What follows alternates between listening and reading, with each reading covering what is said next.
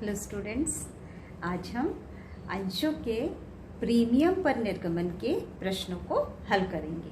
ठीक है, तो इसके लिए आपके स्क्रीन में देखिए एक क्वेश्चन आ रहा है। आप इस क्वेश्चन को अच्छे से स्टडी कर लीजिए या फिर इसका एक स्क्रीनशॉट लेकर रख लीजिए ताकि हमको इस क्वेश्चन को सॉल्व करने में इजी हो जाए।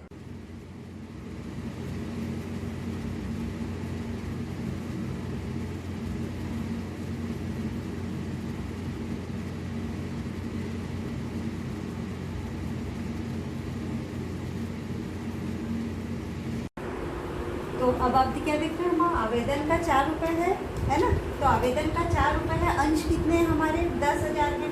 तो ये जो 10,000 अंश है हमारे, इस 10,000 अंश पर आवेदन का कितना है 4 रुपए कुल है।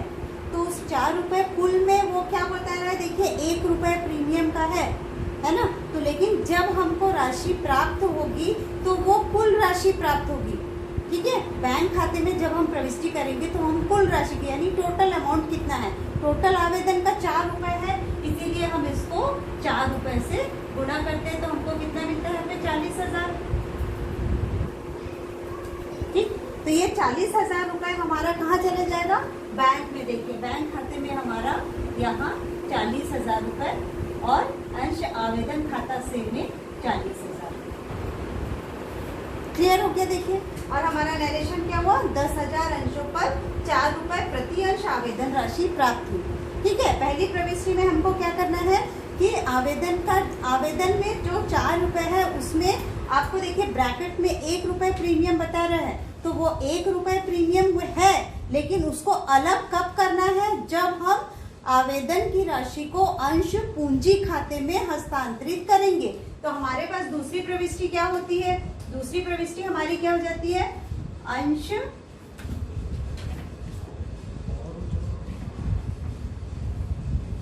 आवेदन खाता डेबिट अंश पूंजी खाता से, पूंजी खाता से। अब यहाँ पर देखिए हमको ये मालूम होना चाहिए, यानी आपको ये मालूम, आपको प्रविष्टि में बता रही कि जब भी हम प्रीमियम की प्रविष्टि करते हैं तो वो प्रीमियम हमें किसके साथ चलता है, ये प्रीमियम हमारा अंश पूंजी के साथ चलता है। ध्यान रखेंगे, हमारा प्रीमियम खाता अंश पूंजी खाते के साथ चलता है, यानी अंश पूंजी खाते की परछाई है प्रीमियम खाता। ठीक है, तो यदि अंश पूंजी खाता क्रेडिट हो रहा है तो अंश प्रीमियम खाता भी क्रेडिट ही होगा। ध्यान रखेंगे, क्योंकि पहली वाली प्रविष्टि में देखिए आपको कहीं पर भी आपको अंश पूंजी खाता नहीं दिख रहा है, पहली प्रविष्टि में दिखा नहीं, इसीलिए यहाँ पर प्रीमियम की प्रविष्टि नहीं होगी। हमको प्रीमियम की प्रविष्टि कहाँ करना है, जहाँ हमें अंश पूंजी खाता दिखता है, यानी अंश पूंजी खाता देखिए दूसरी प्रविष्टि में क्रेडिट हुआ है, से हुआ है, तो इसीलिए हमारे पास यहाँ पर अंश प्रीमियम खाता भी, अंश प्रीमियम खाता भी यहाँ पे से होगा। ठीक, क्लियर। और अमाउंट कैसे आएगा, अब यहाँ पर अमाउंट हमको ध्यान रखना है कि जितनी राशि हमारी आवेदन की है, यानी हमको जितनी प्रीमियम की राशि को अब अलग करना है। देखिए आवेदन की राशि यहाँ पर देखिए अंश आवेदन खाता 40,000 है ना। तो ये अंश आवेदन खाता 40,000 है, तो यहाँ पर भी अंश आवेदन खाता 40,000 जाएगा, ये 40,000। क्लियर। अब ये जो 40,000 आवेदन खाता है ये तो बंद हो गया, लेकिन अब अपने को ये 40,000 में से जो प्रीमियम की राशि है उस प्रीमियम की राशि को प्रीमियम खाते में रखना है, और जो आवेदन का पूंजी खाते में जो अमाउंट ले जाना है उसको अलग अलग करेंगे। तो यहाँ पे 40,000 में देखिए ये 4 रुपए आपका बोल रहा है आवेदन का, उस 4 में से 1 रुपए प्रीमियम का हुआ, तो 1 रुपए प्रीमियम का होने से प्रीमियम की राशि कितनी होती है, 10,000 से यदि हम 1 रुपए को गुणा करते हैं तो हमको कितना मिलेगा, 10,000 ही मिलेगा। ठीक, तो हमारे लिए प्रीमियम का अमाउंट कितना हुआ, 10,000 हुआ। ठीक, और आवेदन की कितनी हो गई, 10,000 से यदि प्रीमियम 10 रुपए हट गया तो हमारा 30,000 हुआ। तो ये 30,000 इसकी अमाउंट होगी। तो अब देखिए, इसको मैं आपको एक बार और अच्छे से समझा रही हूँ कि यहाँ पर देखेंगे कि हमको 40,000 रुपए आवेदन की कुल राशि प्राप्त हो रही है, इसीलिए हमने पहली प्रविष्टि में 40,000 की प्रविष्टि की। ठीक है, अब दूसरी प्रविष्टि में जब हम आते हैं, जब हमको आवेदन की राशि को अंश पूंजी खाते में हस्तांतरित करना है, तब हम क्या करेंगे कि ये जो आवेदन की राशि जो पूंजी खाते में हस्तांतरित होगी, उसमें से जो प्रीमियम की राशि है उसे अलग निकाल के प्रीमियम खाते में लिखना है। तो इस 40,000 में से, यानी ये जो 4 रुपए था हमारे पास कितना था बताइए, 4 रुपए था। इस 4 रुपए में से 1 रुपए, यदि हम 1 रुपए माइनस करते हैं प्रीमियम का, तो हमको कितना मिलेगा, 3 रुपए। तो ये 3 रुपए हमारा पूंजी खाते में जाएगा, ये 3 रुपए हमारा पूंजी खाते में जाएगा और ये 1 रुपए हमारा प्रीमियम में जाएगा। ठीक, क्लियर हो गया। तो इसके लिए हम इसकी प्रविष्टि इस प्रकार से फिर अमाउंट को अलग अलग करके यहाँ पर करेंगे। तो हमारा अमाउंट क्या, हमारी एंट्री क्या हो जाएगी, अंश आवेदन खाता डेबिट 40,000, अंश पूंजी खाता से 30,000 और अंश प्रीमियम खाता से 10,000। क्लियर। इसका नरेशन क्या होगा, इसकी नरेशन होगी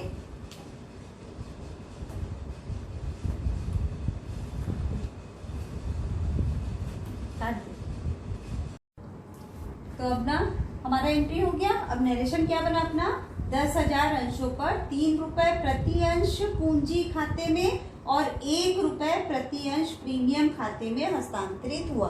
क्लियर हुआ। ठीक, अब ये 2 प्रविष्टि आपकी हो गई, यानी हमारी आवेदन की दोनों प्रविष्टि हो गई। अब हम प्रविष्टि करेंगे किसकी, आवंटन की। देख लीजिए, आवेदन की दोनों प्रविष्टि हो गई। अब हम आवंटन की प्रविष्टि करेंगे।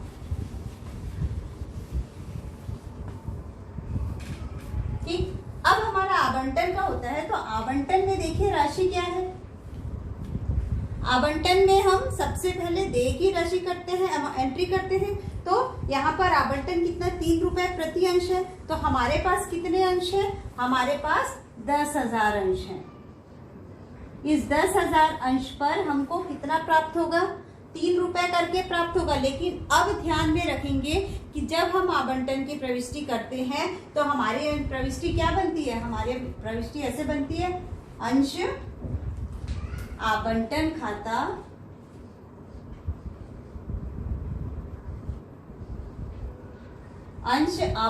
खाता डेबिट अंश पूंजी खाते से और अंश प्रीमियम खाते से। क्यों, क्योंकि मैंने आपको बताया था, क्योंकि हमारा प्रीमियम जो है वो पूंजी खाते की परछाई है, इसीलिए वो उसके साथ चलेगा। तो पूंजी खाता आवंटन के समय पहली प्रविष्टि देय की होती है, जिसमें हम पूंजी खाता खोलते हैं। तो इसीलिए यहाँ पर अंश प्रीमियम खाता पहली प्रविष्टि में, आवंटन की पहली प्रविष्टि में होगी। अब इस अमाउंट को हम कैसे लिखेंगे, अब अमाउंट को लिखेंगे। अब मालूम है आपको कि जैसे ही प्रीमियम और पूंजी खाते की प्रविष्टि आ जाती है एक साथ, तब आपको दोनों राशियों को अलग अलग करना है। ठीक है, तो यहाँ पे कितना हो रहा है, देखिए 10,000 हो रहा है हमारा। तो इस 10,000 को हमारे पास 3 रुपए आवंटन का है, 3 रुपए आवंटन का है। देखिए यहाँ पे 3 रुपए हमारा आवंटन का है और 1 रुपए प्रीमियम का है। तो इस 3 रुपए में ये 1 रुपए सम्मिलित है। तो प्रीमियम का 3 रुपए में से यदि 1 रुपए प्रीमियम का हटा दिए तो कितना हो जाएगा, आवंटन की राशि 2 रुपए हो जाएगी। आवंटन की राशि कितनी हो जाएगी, 2 रुपए हो जाएगी। तो इस 2 रुपए से यदि हम 10,000 को गुना करते तो हमको 20,000 रुपए मिलता है इसका। ठीक, और इस 10,000 पर हम प्रीमियम का 1 रुपए गुना करते हैं तो हमको मिलता है यहाँ पे 10,000। तो जब ये दोनों को टोटल करेंगे, जब राशि प्राप्त होगी, दोनों की एक साथ प्राप्त होगी, 30,000। ठीक, और ये प्रविष्टि अब हमको अमाउंट यहाँ पे लिख के इसकी प्रविष्टि करनी है। तो इसकी प्रविष्टि कैसे हो रही है, देखिए, आवंटन पूरी कुल 3 रुपए से, यानी 30,000। ठीक, और पूंजी खाते में कितनी जाएगी, प्रीमियम की राशि को निकाल देंगे, प्रीमियम की राशि को हटा देंगे तो कितना होता है, प्रीमियम की राशि 10,000 हमारी चले जाती है प्रीमियम खाते में। तो बची कितनी, 20,000। ये 20,000 ही हमारी आवंटन की राशि है जो पूंजी खाते में प्राप्त होगी, यानी देय की प्रविष्टि ये हुई। तो इसका नैरेशन क्या हुआ हमारा, इसका नैरेशन होगा हमारा 10,000 अंशों पर आवंटन की राशि प्रीमियम से अलग है। अभी देखिए आवंटन की राशि को पूंजी खाते में हम अलग करके कर रहे हैं, तो इसीलिए आवंटन की कितनी हुई, आवंटन की 10,000 अंशों पर 3 रुपए 1 रुपए प्रीमियम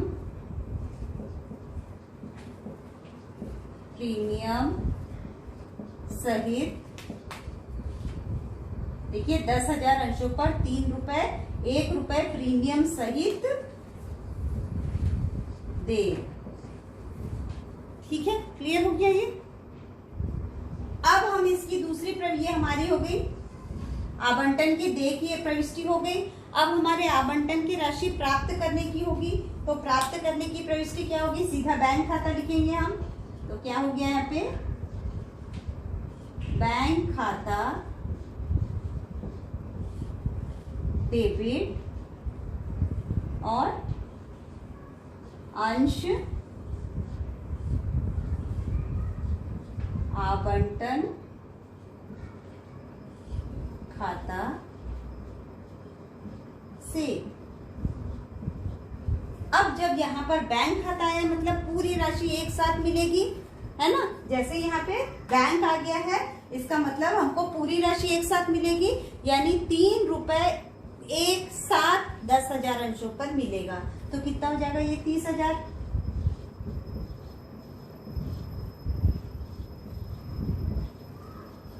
तो देखिए यहाँ पर आवंटन खाता 30,000 था, यहाँ पर भी आवंटन खाता 30,000। क्लियर हो गया। तो इसका नरेशन क्या हो जाएगा हमारा, इसका नरेशन होगा 10,000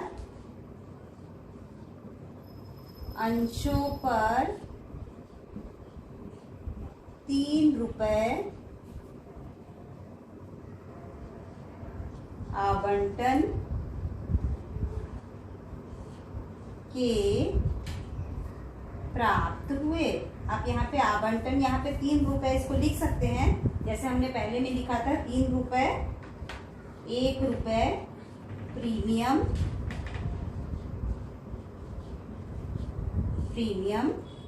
सहित 1 रुपए प्रीमियम सहित आवंटन राशि प्राप्त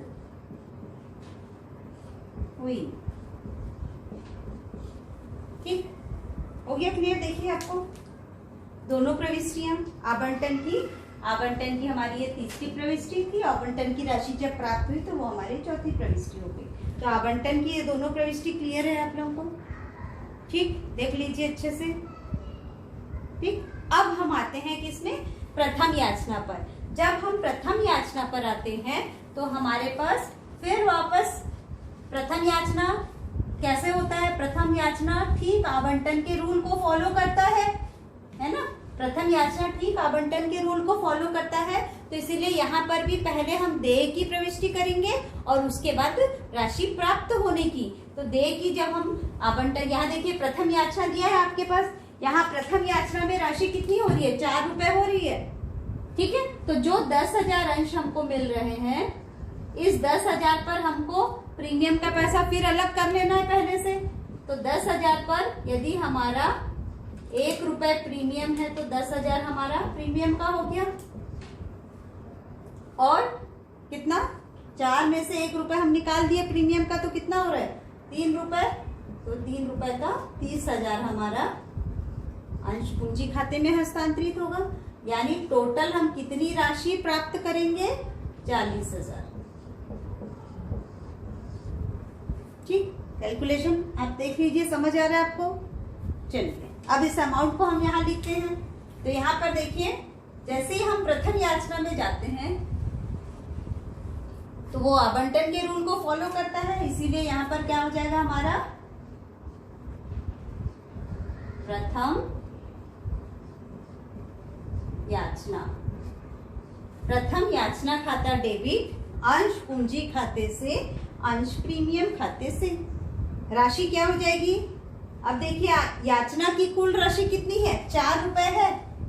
4 रुपए है याचना की कुल राशि, तो कुल अमाउंट कितना हो जाएगा, 40,000। तो ये 40,000, ठीक। और पूंजी में प्रीमियम का पैसा हटा दीजिए, प्रीमियम का कितना हो रहा है, 1 रुपए करके कितना हुआ, 10,000 हुआ। तो प्रीमियम में हमने 10,000 लिखा। और पूंजी खाते में कितना जाएगा, प्रीमियम का अमाउंट हटाने के बाद 30,000, 3 रुपए करके, तो ये 30,000 प्रीमियम पूंजी खाते में चला गया। क्लियर हो गया ये अमाउंट आपका प्रथम याचना का। अब ये प्रथम याचना की जो हमारा नरेशन होगा वो कैसे होगा, यहाँ पर हो जाएगा हमारा 10,000 अंशों पर। अब क्या होगा, 10,000 अंशों पर 4 रुपए, 10,000 अंशों पर 4 रुपए, 1 रुपए प्रीमियम सहित प्रथम याचना राशि दे, ठीक। अब ये जो राशि दे हुई है, अब इस राशि को प्राप्त करना है। तो इस राशि को प्राप्त करना है तो वापस फिर वही बैंक खाता डेबिट, अंश प्रथम याचना खाता से, ठीक। अमाउंट कितनी हो जाएगी, अमाउंट प्रथम याचना खाता पहले प्रविष्टि में 40,000 से हुआ था और वो 40,000 हम नकद प्राप्त करेंगे, इसीलिए यहाँ पर भी हमारा कुल राशि 40,000।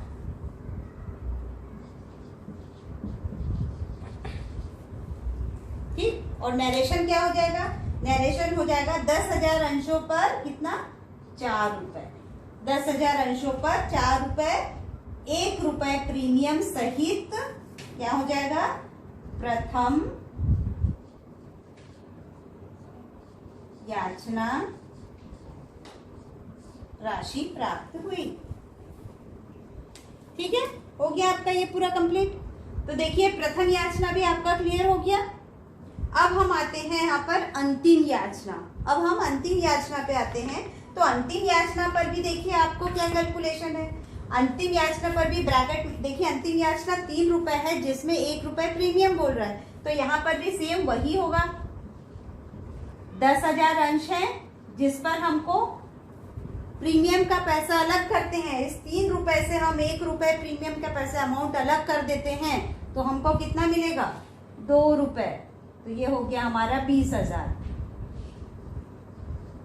और इसी 10,000 पर हमारा प्रीमियम 1 रुपए है, तो कितना हो गया हमारा 10,000। तो टोटल कितना हो गया, 30,000 हो गया आपका। ये 30,000 हमारा क्या हो गया, अंतिम याचना का हो गया। तो अब अंतिम याचना की प्रविष्टि करते हैं। अंतिम याचना की प्रविष्टि करेंगे तो क्या हमारे में चेंजेस आएंगे, सिर्फ प्रथम के जगह ना हमारा क्या हो जाएगा, अंतिम हो जाएगा। तो हम यहाँ लिखेंगे अंश अंतिम याचना खाता डेबिट, और राशि कितनी आएगी हमारी, राशि कितनी आएगी, राशि आएगी देखिए कुल राशि, अंतिम याचना की कुल राशि कितनी हो रही है, 30,000। तो यहाँ पे अंतिम याचना की राशि हो जाएगी 30,000। ठीक, जिसमें से प्रीमियम का कितना, 1 रुपए है प्रीमियम का, 10,000 है, तो प्रीमियम खाते में 10,000 ले जाते हैं। तो पूंजी खाते में कितना हस्तांतरित होगा, 30, बचा कितना, 20,000। ये 20,000, 20,000। ठीक, और नरेशन क्या हो जाएगा, नरेशन हमारा बिल्कुल वैसे ही 10,000 अंशों पर। अब देखिए अंतिम याचना 3 रुपए है, तो इसीलिए क्या होगा, 10,000 अंशों पर 3 रुपए 1 रुपए प्रीमियम सहित अंतिम याचना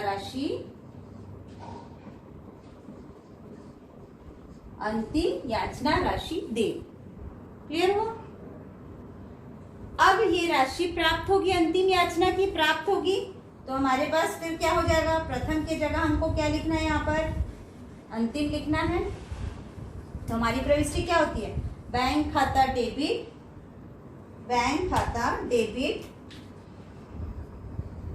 अंश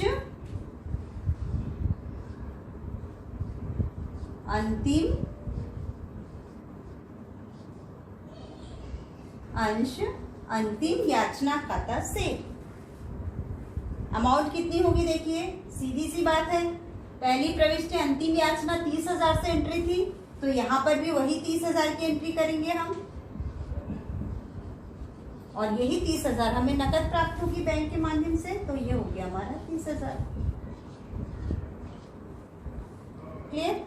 और यहाँ पे नरेशन क्या हो जाएगा, नरेशन फिर वही 10,000 अंशों पर अब कितना, 3 रुपए, अंतिम याचना 3 रुपए है, 3 रुपए 1 रुपए प्रीमियम सहित अंतिम